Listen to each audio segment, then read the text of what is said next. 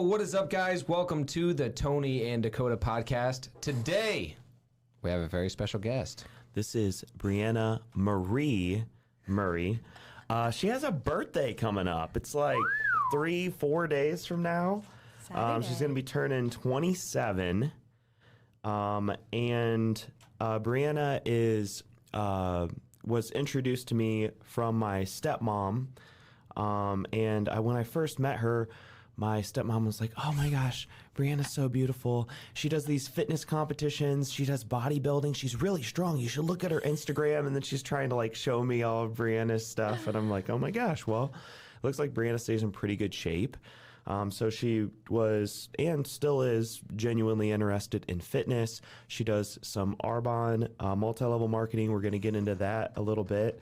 And when she's not in the gym and she's not selling Arbonne, now she is helping people establish a plan for their financial future. So she's doing wealth planning with folks. She's on her way to getting all the certifications necessary so that she can go full-time into that.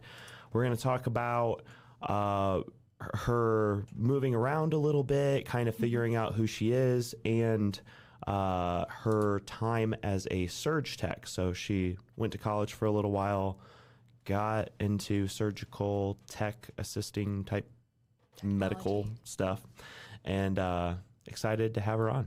Yeah. Thanks for coming, Brianna. Thank you for having me. I'm so excited for this. Good. Yeah, so your stepmom is my great aunt. Wow. But she does not look like a great aunt. Mm-hmm. She's a beautiful woman. I mean, I don't know if she's had anything done. I don't know that she would tell anybody, but anytime I like show her off now, I'm like, this is my aunt. Like, guess how old she is, because nobody ever guesses it correctly. Like, I have her genetics. Like, I'm going to be good. Yeah.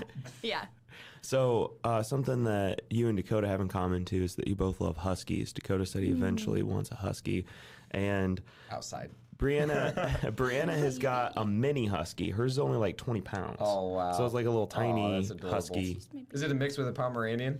No. Oh, okay. So they're technically called Alaskan Kleekais. And at first I was like, that is the most complicated name. Like, why didn't you just name them mini huskies? And it's because the person who like coined the breed, which is a fairly new breed still, it's only like 20, 30 years old, they lived in Alaska. And they mixed a husky and a schipperke.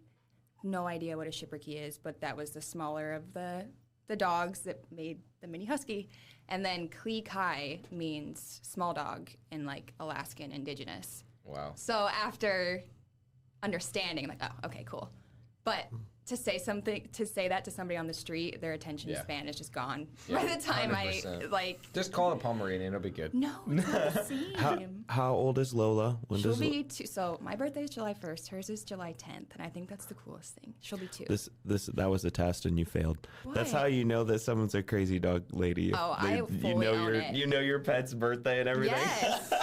Jackie. I'm gonna Jackie have a said birthday party for her and everything. Yeah, Jackie just had her dog's birthday yesterday, so she said that she got him like a steak dinner and all this stuff. And oh, she's also the pickiest eater. Oh, really? Like, I have had the hardest time finding food that she likes. Like, she'll literally, if I try to give her something that she doesn't care for, she'll just like spit it out.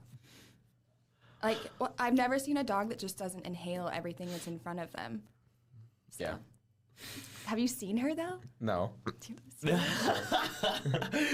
at her. Aw. Show the camera. She's getting bigger. Over here. Is it on? Yeah. Yeah, there you go. That's my Lola girl. Aw. She's precious. I gave her a bath in the backyard yesterday. She hated that, but... For anybody watching audio, looks like a little baby husky with some bright blue eyes. She's precious.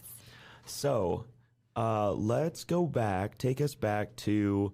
what influenced you to go to college? Because I know for me, it was my parents told me that I needed to go to college. I didn't necessarily have a plan when I was 17, and I wasn't like confident in my ability to figure it out. Mm-hmm. So you went to University of St. Francis for surgical technology. What influenced you to do that? Have you been thinking about investing in real estate? It's not like what you see on HGTV. We created a course to show you how to really invest and create a profitable flipping and wholesaling business. We show you where to find the money, how to find the deals, and how to negotiate the deals. We go over live sales calls, including negotiations, scripts, role-playing, and so much more. Everything that you need to know to flip houses is in this course. And if there's a video that we didn't make that you want, we'll make it for you. This knowledge has made us well over $1 million, and it's available right now for $9.97. Click the link below. Buy the course. Oh, so actually, trying to make this not as long-winded as it needs to be, but I think when I was about 7 years old, my mom went back to school at St. Francis to get her RN degree. And I remember her bringing home her textbooks and I treated it like a picture book. I was only interested in the pictures of the gory medical stuff. And, Mom, what's this? Tell me about that. So I was alongside her as she was studying to become a nurse. I mean, she even brought home a sheep brain for anatomy dissection. And I was like, this is so cool. So my mom and I have a very interesting relationship because she's my mother, of course, but we have this best friend type of bond too. And looking back, I don't want to say that I went to St. Francis. Originally, I went for nursing. I mean, that's all I talked about in high school. I can't wait to be a nurse one day, and that was my dream. So I don't want to say that I went to appease my mom, because if I would have wanted to do something else, she would have been behind me on it. I just thought that's what I really wanted to do. And then when I was in college, I had 2 jobs. I worked at a nursing home down in Bern, Indiana, and then I also worked at Parkview Ortho, the inpatient unit, when patients need to stay over after their total knees and stuff. And I could not stop picking up hours, and I just completely shot myself in the foot. I graduated at a young age. I was only 17 when I graduated. And you had just mentioned a couple minutes ago, I think it's hard to really know what you want to do and to be able to take something so seriously at a young age. And we didn't grow up wealthy, and so a paycheck was a golden ticket for me to have the things I wanted to have. So I think that's why I couldn't turn down the hours at work, and it really affected my studying. So what was it? You had to get, in one of the nursing courses, it was 79.5 was the bare minimum. At a 0.5, they would round you up to an 80%. And I got a 79.43, just missed it. And it was a huge turning point, because while I was in those courses, not only was I picking up a stupid amount of hours for a college student, but my boyfriend that I was mentioning before we started, I remember sitting in class and I was practicing my name with his last name. And I would write out we're gonna get married this year and have our first kid here, just had everything mapped out. So when I didn't make it into the next semester of nursing, him and I also were going through this really rough patch, ended up breaking up. So it was everything just crumbled. And what do I do now? I thought my life was over, and as cheesy as it sounds, my life was just beginning. So it was a matter of, I could either sit out of nursing school for 2 years, or I could pick a different degree. So, medical is just natural to me. From the age of 7, it just has been in front of me. And then I started at the nursing home when I was 15. So then somebody was surgical technology is an option. And at the time I had planned on, because it's a 2-year course, perfect, I'll do the 2 years there, have that as a backup, and then go back for nursing. And then after I started getting into surgical technology, I'm this is actually what I like, because it's hands-on. It's just more, how do I want to say it, an immediate return, immediate satisfaction, I guess. Because with nursing, you're giving patients medication, you're hoping that it works. And you might not see that end result where it works for them, because hopefully they're discharged within a couple days and they go home to recover. But with surgery, it's immediate. Yeah. Like you either fix the broken bone or you don't. So yeah, does that answer the question? Yeah. How I got started with surgical technology? Yeah, it makes sense to me. Yeah, let's talk about, so you talked about basically vision for your life. So you created a vision, which I think a lot of people struggle with even creating a vision. And then mapping out your life. I think it's a great thing because then if you don't know where you're going, then it's a little bit more difficult to make decisions. So if you know, okay, I'm going here, I'm, marrying this person, we're gonna have this many kids, that's a cool thing because then it's easier to make decisions. All right, I'm not gonna do this, I'm not gonna do that. It's easier to say no to different things. The thing that I find that's hard with it is whenever the reality doesn't happen to the vision that you have. So you had it all mapped out, planned out, and then it broke, and then now your life feels like, oh gosh, do I even really know anything? Is anything certain? Talk to us about like what you were feeling in that moment and then how you got yourself out of that. And if you think that like, visioning your life and planning it all out like that is a good thing, or like any tips that people could use in order to like maybe, have some flex. I mean, goals are always great. But that particular situation taught me to, I'm somebody who likes having goals. I mean, who doesn't love like setting a goal for yourself, reaching it, and then like patting yourself on the back? But it taught me if those things don't pan out, it's okay. And, everybody is familiar with mental health now. And I just kind of developed this motto, I guess, or this question to bring me back to self-awareness. Like when everything just seemed so heavy and I felt like my life was falling apart and like, what the hell do I do now? It's almost like I felt like I was dying.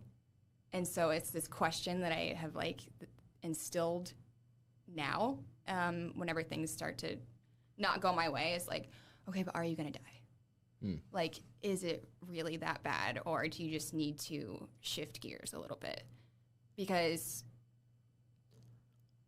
had I completed nursing school, I don't want to say like my life wouldn't have been great. It still would have been, but I'm just so thankful for the way that the course that my life has gone, especially in my early 20s. And I think it's almost better that it was completely off track.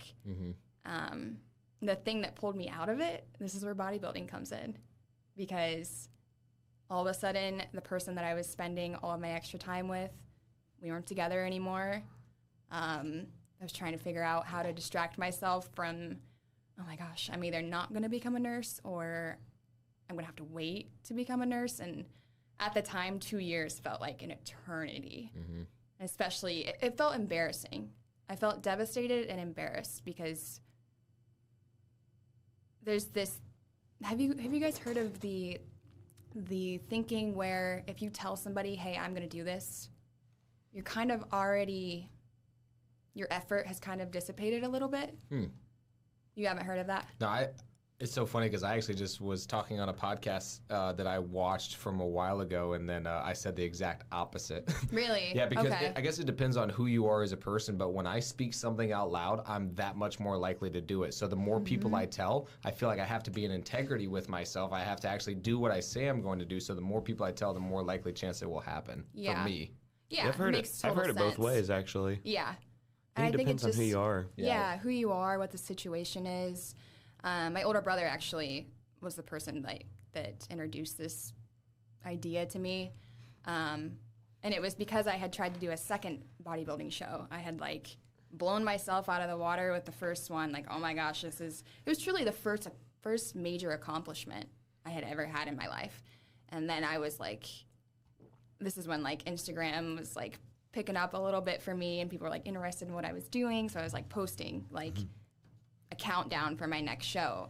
And then I just couldn't get myself out of bed to go do fasted cardio in the morning. It was almost easier the first time because I didn't even know what the end result was going to be. And then once I knew that I was good at this thing, and then I was telling people, I'm going to compete again, I already got that, wow, good for you, that I didn't get until the end of the first competition prep. Does that make sense? Yeah, that's what I was going to say is I think the difference, because, if you're internally motivated and you're looking at, judgment from other people. Like, I think it's if you fear judgment from other people rather than like embracing the praise of having accomplished something, because I've seen it both ways where somebody will go like, yeah, I'm gonna do this thing, and then everybody will go like, oh, that's awesome, and that's what they were looking for, is the external gratification, rather than being like, hey, I'm gonna do this thing, and I'm gonna feel really stupid if I don't end up doing it, and I'm gonna like document the entire process. Yeah. So it's almost like one of those things where it's when you're putting it out there, it's almost more motivating from a negative than a positive. It's like one of those things that's more motivating by creating this negative consequence if you don't. Yeah. Or the negative of like somebody saying that you can't do it. I'm actually way more motivated by when people think that I Yes. cannot do something. Tell and me so I then, can't, and yeah. I will. Exactly. So then what you're talking about from another side would be like, hey, I accomplished this thing. I did really well. And then now you have this expectation that you have to do the same thing or win again. And then now it becomes like this pedestal that somebody puts you on. And then now you have to live up to the expectation. Whereas before, everybody else doubted you.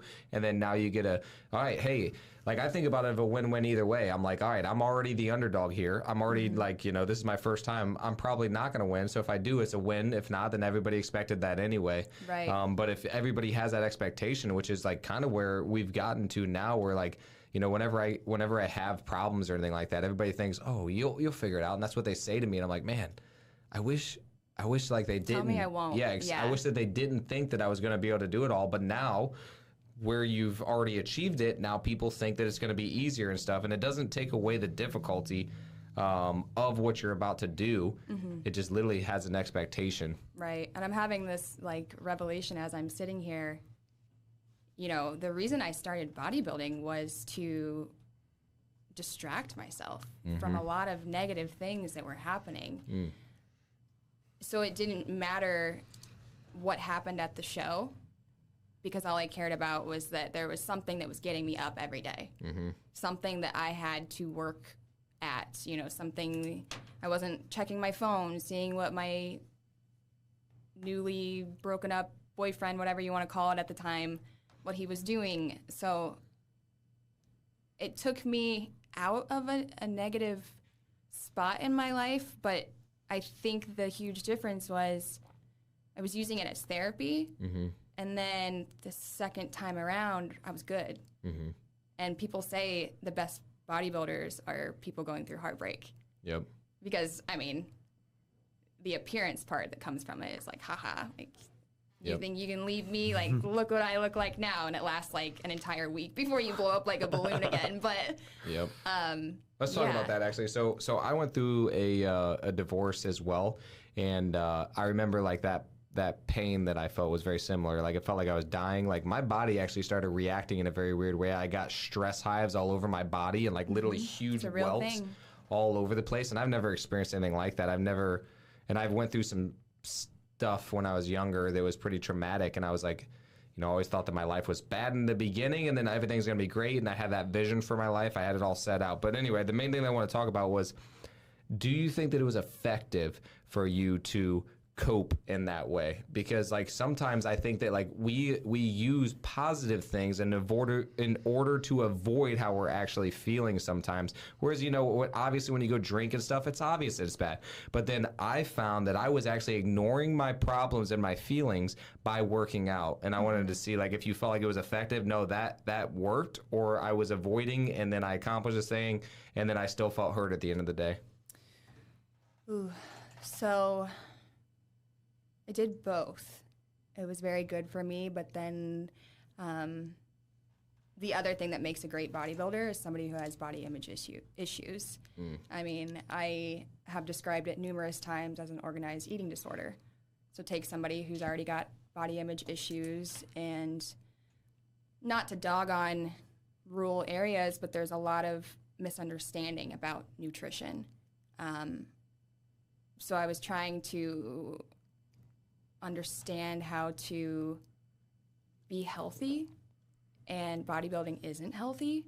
So there was a lot of a lot of work I had to do for probably 3-4 years after bodybuilding to really see food differently and see it as nourishment. Like, I don't believe in the word diet. I think if you're properly nourishing your body, then you can't lose from there.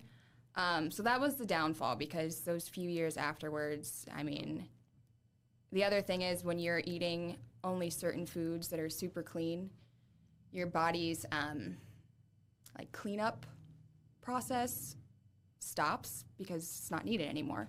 Then you add all the junk back in, and it's like those receptors have to catch up. So, I mean, my mood was all over the place. I went from being the smallest I'd ever been to the heaviest I'd ever been. So that was difficult. The positive side of it, have you guys ever been around legitimate, like, bodybuilders? Yeah, I mean, a couple. I know Michael Franson, and then like Leah Graham is our title Yeah, rep. I've She heard did of them. And then Linda Sibnick was a teacher of mine. She was my math teacher, and so I've. Oh, I didn't know she was a teacher. 'Cause Yeah. I know her from, like, the bodybuilding Oh, really? world. Yeah. So she was my math teacher. So yeah, I've been around them. I'll tell you a story about it if you want to hear about her. But yeah. So Well, there's... And just in wrestling, you know, I saw some organized weight cutting processes and things that weren't necessarily super healthy, and then fighting as well. And Derek So- Eby, we know Derek Eby, who's trained a lot of bodybuilders and stuff too. So yeah, we've been around quite a few of Okay. them. Well, the reason I was asking is, like, there's this stereotype that, like, roid rage and whatever. My experience, especially personally, I became so docile. Like, my mom would probably disagree because there were certain points I would get so agitated when my routine was thrown off. But in general, I just had this, like, deeper level of understanding about myself, about people. I mean, I was going to Anytime Fitness in Decatur. It's like one of 3 gyms down there. I think it's their only, like, commercial gym, really. And I was there morning and night. I probably spent 3 hours every day there. Jeez. And it's a small town, so it's not like the gym was packed. So there was a lot of me by myself, and bodybuilding's not a team sport. So even if somebody was there with me, I'm doing my own thing. I'm following what my coach laid out for me. It just was a lot of, like, deep diving, understanding certain parts of me. And also when you're moving your body in a way that's challenging consistently, suddenly the little things that bother you internally are just like, it's like they're there, but they don't have as much weight anymore. Yep. So I feel like I was physically getting out these emotions that were eating me up.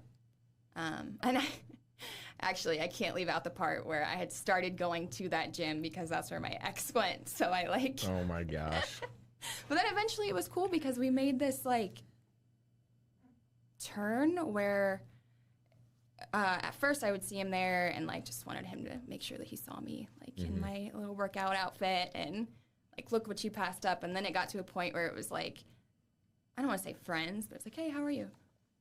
Like, whatever quarrels were there. I mean, we were so young too. Like, we started dating when I was like 17 maybe, broke up right before my 21st birthday. So it was like, it was a young relationship, but I think like that's a direct illustration of like the internal change I went through. Like I went from so much turmoil and upset about what had happened at school and then this breakup and whatever, and then to be able to see my ex in the gym that I have now claimed as like my domain, and then genuinely be like, hey, how are you? How's your family? So, and that was only a time span of 3 months. Wow. So there was, a lot of positivity, but there were other things I had to work through. And that's why I don't do bodybuilding anymore, because family, friends, quality time is more important to me, and not being so hung up on an eating regimen. It wasn't a diet. It was just very calculated macros, and you eat this meal at this time, this one 3 hours later. It was like clockwork. So it was very isolating in a good way. I got to learn a lot about myself, but I was also closed off from everybody else. But at the time, I needed that. Pulling data lists like vacant houses, mortgage foreclosures, and tax delinquent properties is important to direct-to-seller marketing. Batch Leads is the main platform where we store our sellers' data and Skip Trace owners for their phone numbers, emails, and addresses. On other platforms, you end up having to pay twice for the same contact if you've already skip traced it.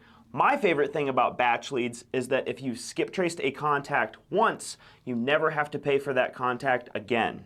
Batch Leads has SMS texting campaigns, direct mail marketing, and Driving for Dollars app integrated in a simple-to-use interface. Click the link below and try Batch Leads today. Yep. So when you were doing Surge Tech, it looked like you moved around a little bit. Mm-hmm. You went out to Boston and then also to Seattle, like completely different sides of the U.S. And you spent some time at some different hospitals and that sort of thing. Yeah. What inspired you to travel? And from what it looks like, it seems as though you still have that value for travel. Is that something that you want to do a lot more in your future? Yes, of course. I mean, there's so much to learn just within the U.S. I mean, different pockets of our country, you experience diversity, different ways of thinking, different ways of living. I've just always enjoyed being like a sponge and just taking everything in and being slow to judge and quick to like learn. Like, oh, I don't understand this. This is new to me, but like tell me about it. So I actually, did you read the article that I'd written for Nashville Voyager? Mm-hmm. Okay, so I had no idea where Boston was. I'm like from Adams County, Indiana. People only go to Florida for spring break. So it wasn't until I was like almost to Boston, I had my car all packed up, driving over there, and I'm like, oh shit, like this is like on the coast. Like I had no idea. So that just speaks to like how much I just dove in. Like there's this job, it pays X amount. Cool, I'm gonna go.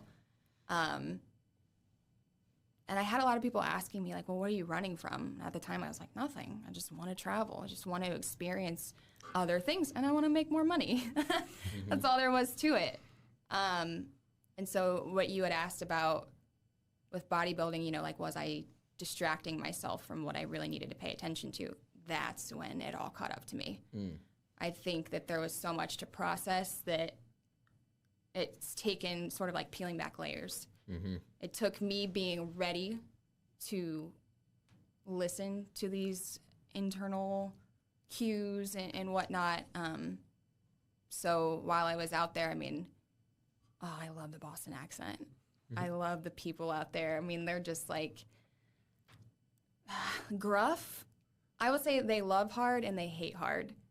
And if they love you, like, you're set. Like, I still have people there that I could call at any point and be like, hey, you know, I'm in this predicament. Can you help me? And they would. And the summer that I was there, it was 2020, that's when everything just hit me. Like, oh, this is what I'm running from. I had no idea.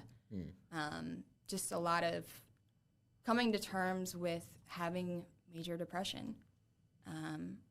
But something that I recognize now, it's just a part of me. It's never going to go away. I can do things to help it, but I can't ignore it. Mm-hmm. And I had been ignoring it. And so I actually got COVID while I was there. So I was quarantining in my bedroom. My roommates had left the house. And, man, it was just that next degree of being alone where I could only hear my own thoughts. And it was like, you got to do something. Like, this isn't normal for you to be this down on yourself all the time. So soon after that, once I'd come to terms with that and found a doctor, I was like, I got to keep growing. I've experienced what there is to experience in Boston. I got to go somewhere else now. And at the time, my family was like, maybe you should come back closer to Indiana, because they knew that I needed support. I needed my family support system. And I was like, yeah, I'm going to go to Seattle. So they were kind of like leery about that. They're like, are you sure? I'm like, yeah, I mean, It's like, yeah, that's where depressed people go. yeah. To kill themselves. I Actually- think Seattle has like the highest. It's like one of the worst places to go as far as suicide, and like It does have a high rains depression rate. all the freaking time. And it's funny because the stereotype for Boston is like I'm walking here. Like Yeah. somebody cuts you off, like pedestrians are walking, and then somebody drives by and they're like, "Hey." Yeah. Oh, Like, it's what's no your big deal problem? for them to say, "I'll kill you." The first time I heard that, I was like, "Oh my god, it's like a death threat." And they're like, "Ah, it's just like a, hey, what are you doing? You know, why did you do that?" But it's, "I'll kill you." Like everybody's going to get a coffee, and then they're going down to the harbor to Dunkin'. move some Yeah. fish. But so then you went to Seattle, which is very like, it's all like our mind, it's all perspective. It's it. like very like liberal, like very open. What's really interesting about Washington State in general is you can actually fight there. You're like, if you get in an argument with somebody, the police can watch you just take part in a didn't know fist that. fight. It's like one of 2 places in the entire United States where you can actually openly agree to have a fist fight with another adult. Never knew that. Cool. Well, you can still do that. You just have to have gloves on and have, In a ring. Yeah. Cup and a mouthpiece and Yeah. paramedics on standby. Yeah. as long as you have that, then you can still do it in Indiana. Well, you can expedite the process in Washington. Yeah, you don't have to put on the gloves and you'll hook No yourself gloves. on their freaking dome. Yeah. I Oh, want to. man. I want to Sorry. say one other thing about the like you talked about recovery and like going through that process and like workout and stuff. What I found in my personal life, whenever I was working out, is like there's 2 different ways to look at it. Like I call it, and I heard a term basically like recover like an athlete. So basically, like, okay, think you're gonna do something. Like, you will cope, you'll find some way. Otherwise, you're like your body kind of goes crazy. So you're gonna do something. You're gonna get on drugs. You're gonna drink alcohol. You're gonna go have sex with a lot of people. Like, you're gonna do something. Why not find the healthiest thing that you can do that's gonna benefit your life? So what I did is I worked out like crazy and I worked like crazy. I just like went really hard into that. Now I'm still reaping the benefits that I got from both of those things. I was using it as avoiding. There's no question about that. I was avoiding my problems. I was avoiding my emotions. I was avoiding everything. But it's still like, okay, how can I do this in the most productive, positive way that I'm going to be happy that I did later in life? So you could do that by learning. You could do that by, like going to school, reading books, whatever you want to do. Like just engulf yourself in something, like you said, grow in some way, and you will still feel better. You might be avoiding that, but maybe the growth in that area will help you in the others. Right. And that's what I think about is what's the healthiest way I could do this? Yeah, and I think it's important to remember when you're challenging yourself, the reward isn't having every little piece of your life figured out. I mean, I think it's important to remember the small wins. Say there's 5 different things that you really want to combat. If you still combat one of them, that's still a win. Yep. So, yeah, I mean, I definitely was avoiding emotional, mental stuff that was going on, but I wasn't ready to face it. I had to go through these other things to make me strong enough Yep. so that when it did hit, it sucked. I'm not going to lie, it was the worst feeling I've ever had. I remember sitting on my bedroom floor just sobbing. So it sucked, but like, had I not gone through the things I'd gone through leading up to that, I don't know what that night would have looked like. It would have looked completely different. So Yep. I mean, it's just growing and learning about ourselves is an ever-evolving thing. And if you learn one thing about yourself from one situation or whatever, like that's a win. You don't Yep. have your whole life figured out, but you figured this one thing out, and now you can move on to the other things. Yep. That's So. actually something else that I learned too, is very similar to what you talked about, is like I had different areas of my life that were now spiking.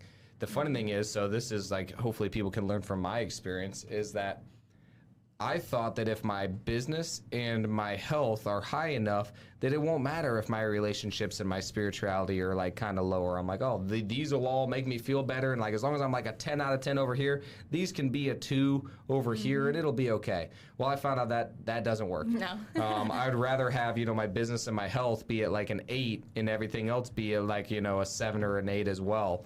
Instead of like, just doing really well in these 2 areas, then everything else is suffering. So that's another thing that I did, is I just pushed really hard on one side, thinking that it was going to make up for it and somehow make my relationships and everything work out, and that was not the case. It's like we're handed a certain amount of chips, and if you put all the chips in one area, then the other areas are suffering. So it's like this constant effort to like make sure the chips are spread evenly and your effort and attention and everything is even, and that's the difficult part. Yeah. Because we don't only have ourselves to worry about, we've got family, friends, loved ones who require us to give them certain things, you know. So it's just all these different factors, but I think that's great. Like that's why I loved moving around, because it was like just a constant challenge. I love networking and people. It's what drives me, keeps my fire going. So just learning how to adapt and be friends with people that I probably wouldn't have struck up a conversation with had I never left. And it's another way of like rewarding myself. It's like, oh my gosh, like I never thought I'd be friends with this type of person. I have friends across the board, different age ranges, different backgrounds, different sexualities, like, and that's a win for me, because then coming back to, you know, a small town area where diversity doesn't exist as much, it's like, wow, like I have friends now that look different than me, think different than me, and we still connect. So, yeah. So you went out to Seattle, and then you came back you're in Decatur now? I'm living in Fort Wayne. Okay, Yeah. What brought you back? So while I was living in Seattle, you know, you mentioned it's all about like your mind. It's kind of like the modern day hippies. That's the way the behavior is there. And it just launched me into this, what am I going to do with the rest of my life? Like, is what I'm doing right now going to make me happy when I have my own family one day? You know, is this the job I want to retire from? And would I be happy at my retirement party saying I was a surgical tech for 40 years, whatever? I started to hate working in surgery. Like, when I was out there, I've primarily worked in orthopedics, and then was working in Boston. I was on their trauma and then like donor teams. And then when I was in Seattle, I worked on the neuro team. So long, long days of brain surgery. And I started to feel like a bird trapped in a cage, because you're in a room all day long. I mean, my shifts were 12 hours, but sometimes if I'm on call, then I'm stuck there, and, you know, I'm there 15 hours. And I just have such, like I said, what like fuels my fire is interacting with people. So if I'm seeing the same people every day and we're working on the same patient every day, like, yes, this is rewarding, but it's taking a toll on me. Like, after that shift, I was not going to the gym. And that was the thing that I had learned about myself that made me feel good. It was really hard to get like my nutrition under control, because you get a quick break and you're down in some fried food because you're just hungry and you don't know when you're going to be able to eat again. So I remember like so many days when there was like a lull in surgery and I'm just staring at the clock on the wall, like, get me out of here. This is not what I want to be doing. So then it sort of landed in my lap, this opportunity to sell life insurance. I was like, oh, okay. I still get to help people, but in a different way. So I was like, I'm going to do that. And my contract was over in Seattle. I had been there for 2 years. I kept like re-upping contracts and stayed at University of Washington for the majority of my time there. So like, this is it. I don't need to travel anymore. And I knew I was jumping into a new career that was 100% commission. So I'm like, I should probably have no rent if possible. I just felt like it was time to come back home too. Like, I'd sort of achieved what I needed to as far as learning about myself, being ready to take a huge turn in my career path. And I wanted, you know, the support of my family and friends, and to be back in an area that felt natural to me. So that's what brought me back. So Good my, deal. my girlfriend is actually in a similar situation. She's a respiratory therapist, and then she works at a nursing home. She works like a lot of 12-hour days, and then like she's on call, and so sometimes it's longer. But then like yeah, it's hard for her to work out and to like actually eat because she's like on call. So then she's always there. So sometimes she hasn't eaten all day, and it's like it's very similar. And I'm like, man, like you're sacrificing your health for this, and it's not really worth it when you look at like, you know, she gets paid well obviously, but at the same time it's like it's not worth your health. Like to me, almost no amount of money is worth your health. Right. So how did you make that decision to where like, okay, this no longer serves me, this is not what I want to do, I'm going to make a big shift? Because you just, I mean, you invested a lot of time into getting to this spot, and then now you're just like, all right, I'm done. Explain to us the process that went through your head on that. Well, I mean, I think that time frame when I was 20, almost 21 years old, and went through that breakup, you know, school was falling through, started bodybuilding, that lesson has always stuck with me. Like things can change, and change is not a bad thing. If something's not working and not serving you and you're not happy, change, make a change. The last thing I want is to be working a job where I'm clocking in and clocking out, and I go home to my family and I'm grumpy and I don't want to play with my kids, or I don't even want to take care of my own health. And that's the road I was going down. So I just, you know, it wasn't serving me. I was giving up my own physical health for these surgeries, and they're big surgeries. So, I mean, of course, you want people who are in your brain surgery to be giving their all. But I sort of felt like I had like paid my dues. You know, I've worked for probably 10 years now in healthcare, in the last like 7 years in surgery. And it's just like, it was a little bit hard because it's like, this is me serving people, but that doesn't mean I can't serve them in other ways and still be able to take care of myself. And I think throughout living in Boston and Seattle, and just, my mom's always called me a social butterfly. I was always like pestering her when I was growing up, like, can I stay at so-and-so's house this weekend? She's like, you just stayed at someone's house last weekend. I'm like, yes, so that was last week. Like, I need constant interaction. I need to be around new faces.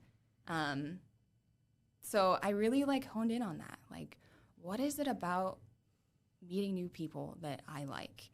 And I wanted a job that allowed me to do that, to network with people. I mean, that just is fulfilling to me. So, did you attach your identity to your healthcare then at all? Like, all right, hey, I'm a healthcare worker, this is how I help people. Like, did you have any sort of attachment to that where it's like, felt like that part of you had to die at all? Because that's what I see a lot of people get into, is like, especially in America, I feel like we are our jobs. Like, hey, what do you do? Who are you? Oh, I'm this. I'm a salesperson. I'm a nurse. I'm, you know, and like we attach ourselves, our identity on who we are to our job. Right. Did you have any of that you had to like kind of break away from?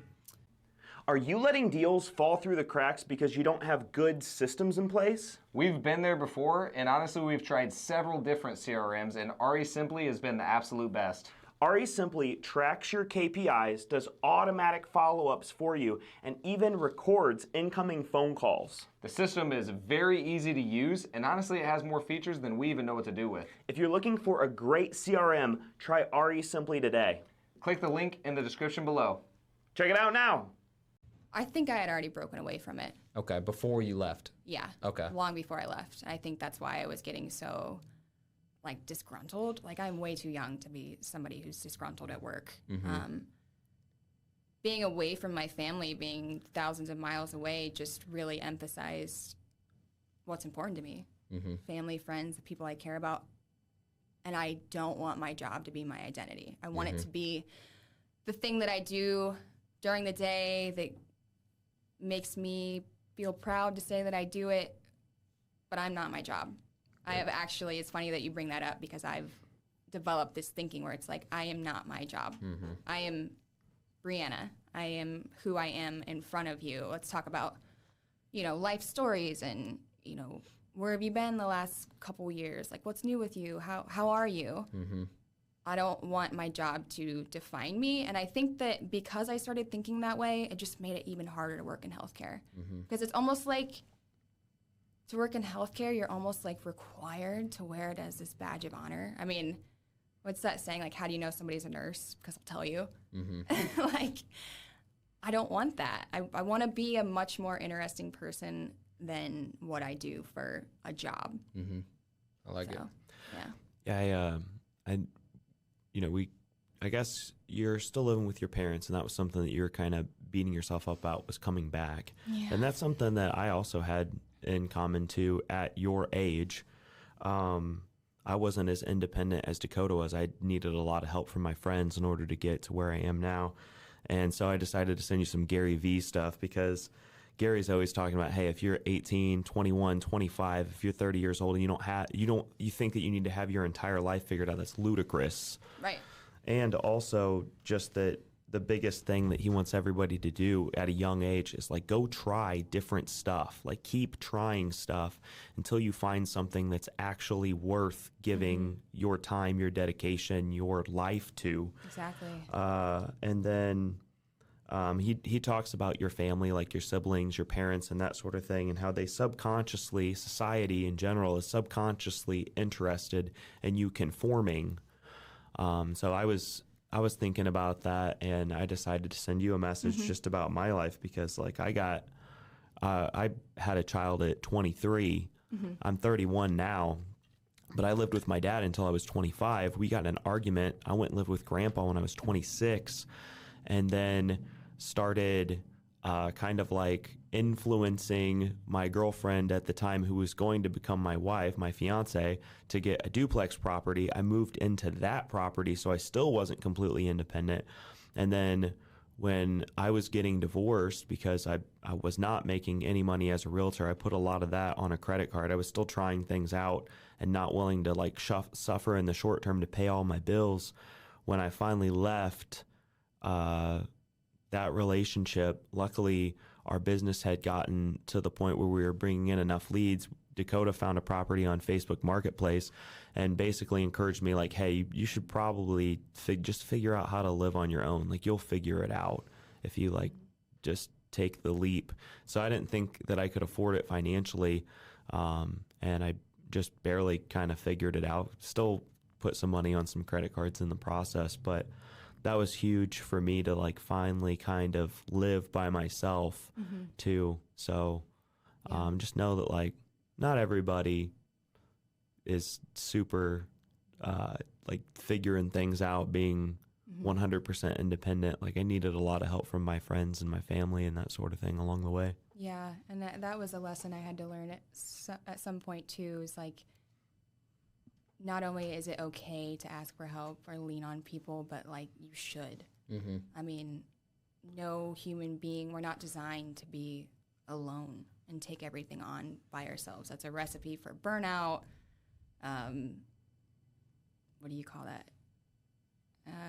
Disdain or like bitterness towards other people. So yeah, you're supposed to lean on people, but we also naturally don't want to do that. We want to say, I did this thing. I did it all by myself. Look at me. That's funny because that's the only thing that will ever hold you back too. So if you really think about what money is and what everything that you want is, it involves another human being. And I've actually told all of our team this, and I've talked about it multiple times. It's literally impossible for you to be happy unless there's other people involved, which is interesting though, because you want to be independent. You don't want to rely on other people. Form yourself in order to get other people to like you. Either conform to them on making them happy, but at the same time, you do need other people. If you want to make more money, guess what? You need to interact with more people. You have to talk to more people.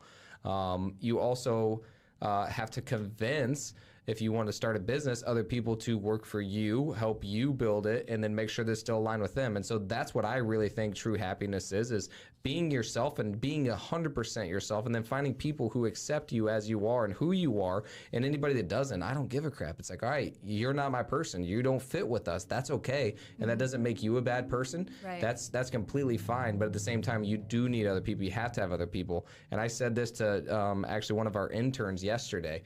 The biggest thing that's going to hold anybody back from reaching the level of success that they want to is their own ego, and that's them wanting to do things themselves. That's them wanting to take the credit. You don't need credit. If you actually want to go do something huge, you don't need the credit for it. It just matters about what's actually getting done. It doesn't matter who gets the credit for it or like, you know, taking that. Anybody that wants to do it themselves probably won't even achieve the goal, because if you really look at people and like look at the really assertive people who want to do everything, who want all the credit, they're usually not very far in their life. Right. The other people that you really see who are successful with life insurance or whatever it is, usually are very good at like listening to people. They're very empathetic. They care. And they have, like, in my opinion, a perfect balance that's always ebb and flowing, which I'm still working on finding, of assertiveness and kindness. You have to have the right amount of both. Yeah. You can't just be so, you know, kind that you're like, oh yeah, whatever you want, and like all that stuff. You still have to be like, hey, here's where I'm at. And here's what I'm looking for. Here's what I want. Here's what I need out of a relationship. Here's what I'm looking to do, whatever it is. And then letting the other person know that, like, hey, this is where I'm at. Does this make sense for you? Does that sound fair? Does it make sense? And if it doesn't, that's okay for you as well. But then at least you're like letting them know and have the right balance of that. So Right. Polite assertiveness, I think, is the term that's been Fred, who I'm working for now from One Resource Group, he told me, I'm pretty sure he used that phrase. He said that I'm politely assertive. okay, I I've think never that's heard good. that. Yeah, that's I very think good. I like that. But also, to your point, you know, if somebody wants to do something completely on their own, it's not to say they can't achieve it, but like how much more could they have achieved if they had a team with them? Mm-hmm. You know, they might make it this far, but if they had a team, they could have made it like this much further. Mm-hmm. Or faster. Or faster, yeah. Yep. I want to talk about life insurance. We don't have a whole long time, but I do want to hear about this life insurance. So talk to us about like your thoughts going full commission, like how that works, how it's going, how long you've been into it, stuff like that. So I got my license for life insurance in January, passed the exam. It works a lot like real estate. Okay. You buy the study material online, take a big hard test, and then you're given the license. But I wanted to do more. I wanted to do all of the investment pieces. I wanted to be able to have more in my arsenal to offer to the clients that I work with. So working with One Resource Group, now I'm working towards studying for my SIC. I think that's the right, SIC securities license. So that will open the door to being able to handle like IRAs, just bigger investment pieces, and still have life insurance there. Everything just goes back to my core, where my life has led me, you know, the way that I grew up. Money was always tight. I mean, my parents were high school sweethearts, got married, started having kids right away. I think my mom was 20. Both of my parents are the same age. They were 21 when they got pregnant with my older brother, and so my mom was pregnant at their wedding. And they both just didn't know themselves, and they ultimately, it led them to a divorce. And the thing they argued about the most was money. And so it was this roadblock for them to they couldn't even hear each other because they were so frustrated about this one thing. So I'm enjoying learning about investing. I mean, I'm genuinely like learning about it and like, oh, this is intriguing. So just to be able to like bring attention to the different investment options for people like me, or, you know, families who are structured the same way as the family that I grew up in, people just aren't aware. I mean, there's this huge misconception that you have to be wealthy to invest. It's like, no, investing makes you wealthy. Like, you've got it backwards here, but there's a lot of like education that goes into it. So that's the fun piece. It's like, no, like, and so like, it's like delivering good news to somebody. Like, you're wrong, but it's good that you're wrong. Let me tell you why. Like, these actually are your options. And then just to like see that wave of relief, like, oh my gosh, so I can send my kids to a good college when they graduate, and I don't have to find a loan for them then. Like, I can just have the funds ready. It's just exciting. So that's where I'm at with all of that. And I let you know also that there's the Rich Dad Poor Dad route. So make sure that you read that book, because Dakota and I have focused on acquiring assets with no money, whereas a lot of the wealth strategies that money managers employ is that like you need money in order to make money. And obviously we put a lot of money into our business, so it's not like we put no money into it. But there's a way to acquire assets, and then through real estate, we've been able to use leverage to pull our money back out of the deals. And so acquiring things that have inherent value like brick and mortar and or stick-built single-family homes, you know, Right. things that are good hedges to inflation that continually pay you residual income every month. I've seen a lot of money managers make a lot of money and enjoy like a really nice lifestyle. Right. And we talked about this before with Bobby Bolin. We had him on from Big City Cars. He talks about the sales managers who make a stupid amount of money, and then you go to look at their financials and you'd be like, man, they're enjoying a lot of things based on all of the hits on their credit, and their credit is not as good as I expected it to be. They're more maxed out than I thought. So, you know, when you do start making the big bucks selling health insurance, make sure that you acquire some property, make sure you look into, you know, buying businesses and that sort of thing. Yeah, and it's just changing my mindset, I guess. Like looking at things as like, this is a small piece now, but how can it add into the big, how can it make one big piece later on? And it's just, I no longer think about just a paycheck. Like this thing might not give me a bunch of money right now, but like down the road. So it's just keeping in mind that everything I'm doing is like small pieces that are going to be one big piece later on. I mean, even down to like Arbonne. Like I'm a huge skincare junkie. I like the supplements that I take, and it's a tax write-off. So I'm essentially getting my skincare, makeup, the supplements I use, toothpaste, bath soap. It's essentially free. You know, like I'm paying for it up front, which kind of hurts sometimes because I'm not off the ground entirely with investment planning and all of that, but I know that it's going to pay off in the end. That's how we could do it, Dakota. You know, Dakota's always trying to figure out how he could get his supplements. We got to join New Skin that, you know, Courtney was trying to get us. No, you got to join Arbonne. What are you talking about? If you become an affiliate for them and you start your own business where you're not making any money at it, but you're buying the products all the time, idea. it's like, well. No, I make commission off of it. Well, you know, I know, but I we wouldn't Oh. actively be. I mean, we might be IRS. Yeah. We might be really trying, just not making any sales. Yeah, I think that is a good strategy. It's not necessarily free though. Like you're just basically saving 30% or whatever tax bracket that you're in. So Right, like, you know, and majorly discounted. Exactly. Free isn't the correct word, Yeah. but it's, I mean, that stuff's expensive. I Yeah. don't know if your girlfriend buys skincare and Yes. stuff. Yeah, expensive, right? Yeah, Yeah. and it's something that you're gonna spend anyway. So that's why Rich Dad Poor Dad, Exactly. the book that he talks about, is like awesome too, is because it explains exactly like what you said. Okay, like the way that most people are taxed is, okay, you got your income, then your taxes are taken out, then you have your money to go spend everything else.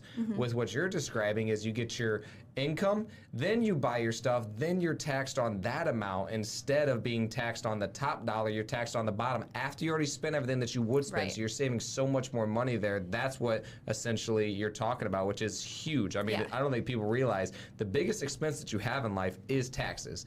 It just straight up is. Everybody thinks it's their mortgage payment. No, it's taxes. You Right. pay so much in taxes. If you can find a way around that, which Rich Dad Poor Dad will go over the stuff. So read that book. I need to get that. Yeah. Yes, read that book. It's huge. I want to talk about one other thing that you said that I think is very, very important. I think I just want to reiterate it because you said something that was like really good. People think they have to have money in order to invest, and it's the exact opposite. You have to invest to get money. That is 100% accurate. You don't necessarily have to have money in order to invest. You need to invest to have money. Right. And everybody thinks the same thing whenever I give them this advice and I tell them, hey, it's mindset, it's this, it's that. They're like, well, that's easy for you to say because you got there. I'm like, no, you're getting it backwards. I got here because I thought like this. Exactly. It's not like I got here and now I arrived at this thing. It's like, that's how you got there. So that's, Right. I love that you said that. I just wanted to reiterate that. And I really hope that people understand that, because changing your mindset, thinking about it, the way that you've been thinking about it is not working, obviously, because it's based on the Something's gotta results that you're change, like getting. I Yes. said. So change your thoughts, change your thought pattern, change your mind, and listen to the people who've gotten there or seen results, like I mean, people like us, like we've did it. So like listen And then I promise these people who are where you want to be at usually have some sort of way that they got there. And it's not just by coincidence or luck, which might have a small portion of it to do with it. But it is definitely for sure that you are more likely to get there if you listen to the advice that people are giving you. Well, I'm a big podcast listener. One of the podcasts I listen to all the time is We Can Do Hard Things. It's Glennon Doyle, her wife, and then her sister. And one of the things you were talking about is when you just say, oh, that person's lucky. All you're doing is saying you're taking away the work ethic. So it's not I don't want to say it's an insult, but it's not complimentary to say, oh, you're so lucky.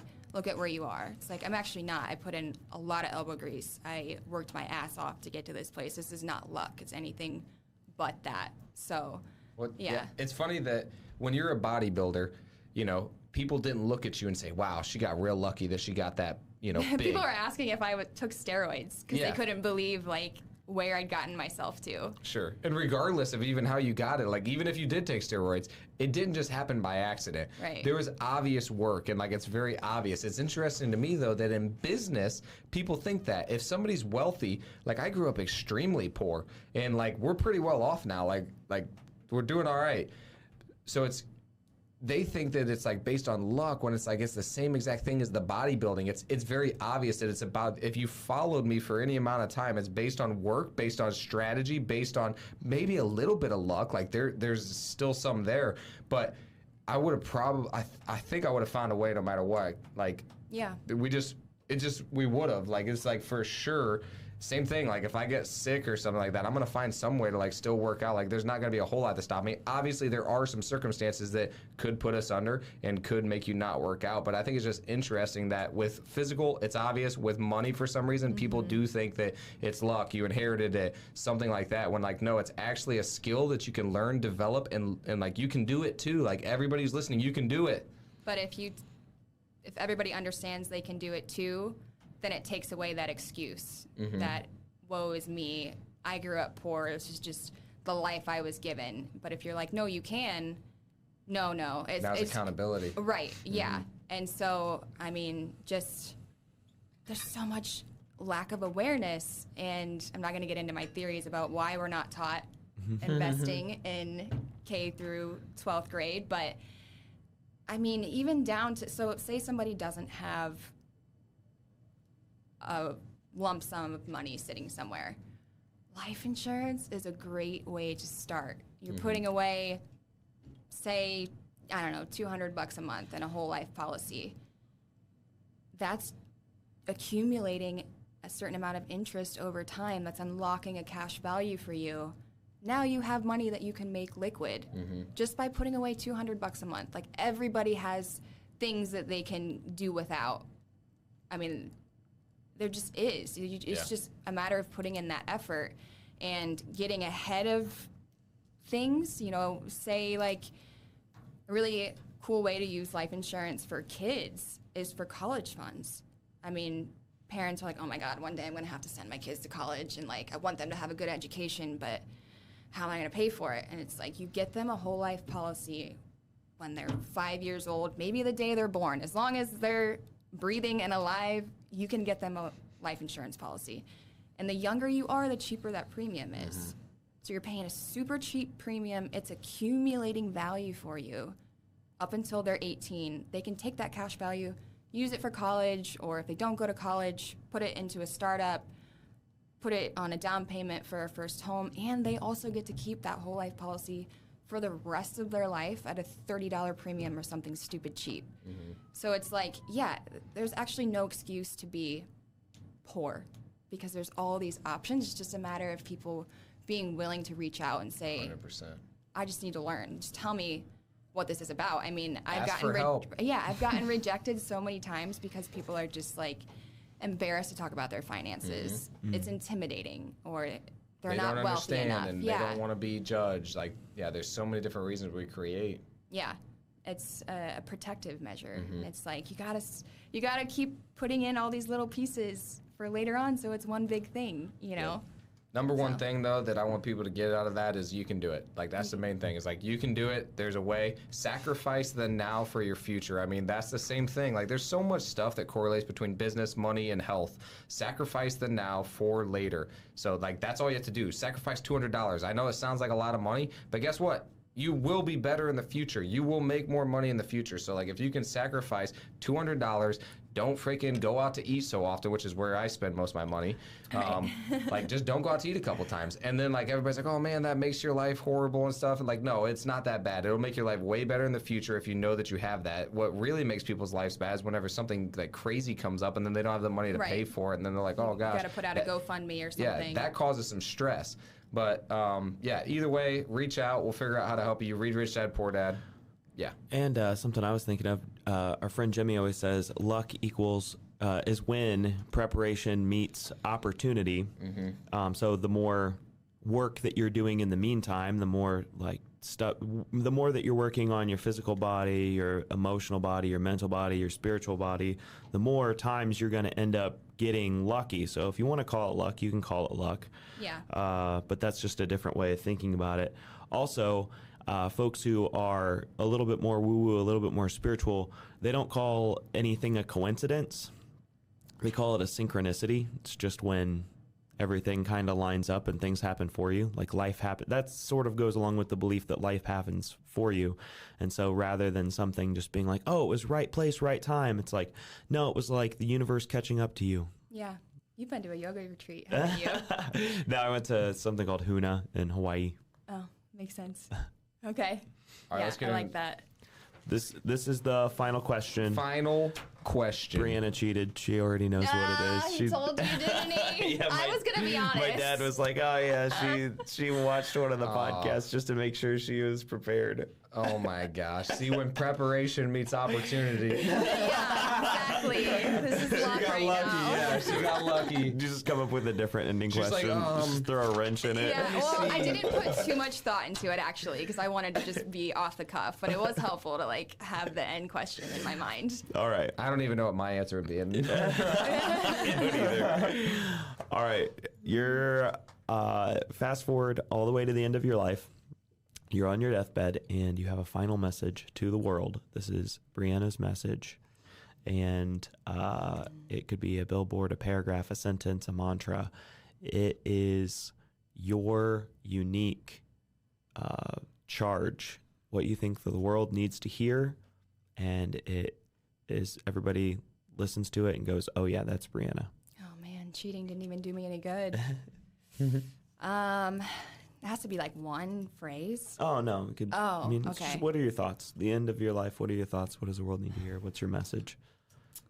One word. Brianna's message. Brianna's unique message. Well, it's easier for me to answer this in a way where, like, I hope, you know, at my funeral, people are like, oh, she did this thing. Like, this was, if there's one way to describe Brianna, like, this is it. And hopefully by that time, my own message has been delivered. I think it's just important to realize that we are all here temporarily. Just use the bodies we're given, our spirits, our minds, everything to their fullest capacity. Like, let nothing go to waste, and embrace relationships, and just stop being afraid to go and do the things that you're kind of considering doing. What's going to harm you from doing it? You know, you're either going to like it or you're not, and you're either going to fail or you're going to succeed. But failing or not liking something aren't necessarily bad. It just lets you know, okay, I'm not going to do that thing again. I'm going to continue on doing the things I actually like. Mm-hmm. So hopefully that's what's said at my funeral. And a lot of flowers. How can our listeners get a hold of you if they want to talk about finances, wealth building? Well, my email, should I just say it, or do you Yeah. want Yeah. it? It's my first and last name. So Brianna, Brianna, Murray, Murray, 37 at Gmail. And then Instagram would be the other outlet.